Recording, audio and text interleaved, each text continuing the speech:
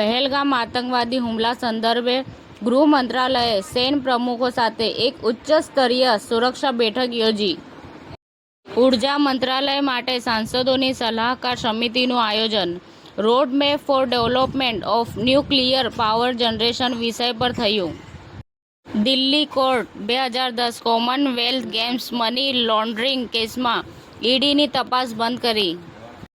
અરવલ્લીના માલપુર તાલુકાના ઉભરાણ ગામે અસામાજિક તત્વોએ બજારમાં આતંક મચાવ્યો. બીજા વિશ્વયુદ્ધમાં વિજય દિવસ નિમિત્તે રશિયાએ આગામી અઠવાડિયા માટે યુક્રેનના 72 કલાકનો યુદ્ધ વિરામ જાહેર કર્યો.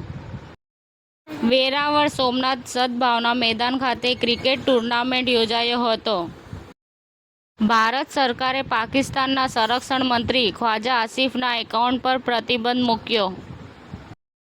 પહેલગામ હુમલા પર સફી ટાયરવાલા ગુસ્સે ભરાયા. જમ્મુ કાશ્મીરના પહેલગામમાં આતંકવાદીઓ દ્વારા પ્રવાસીઓ પર થયેલા હુમલાને કાયરતાપૂર્ણ હુમલો ગણાવ્યો.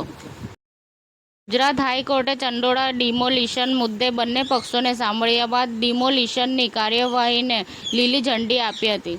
સમાચાર ટુડે ન્યૂઝ ચેનલની ટીમ અને જે સત્ય છે તે જ બતાવશે. આપ જોતા રહો સમાચાર ટુડે ન્યૂઝ ચેનલ. ગુજરાતની ધરતીનું ગુજરાતીઓ માટે જ, એટલે કે સમાચાર ટુડે ન્યૂઝ. અમારી સમાચાર ટુડે ન્યૂઝ ચેનલને લાઈક કરો, શેર કરો અને સબસ્ક્રાઇબ કરો અને જોડાયા રહો સમાચાર ટુડે ન્યૂઝ ચેનલ સાથે. મળશે દરરોજ ઇનામ જીતવાની તક. અમારા સભ્ય બનો, જોડાઓ અમારી સાથે.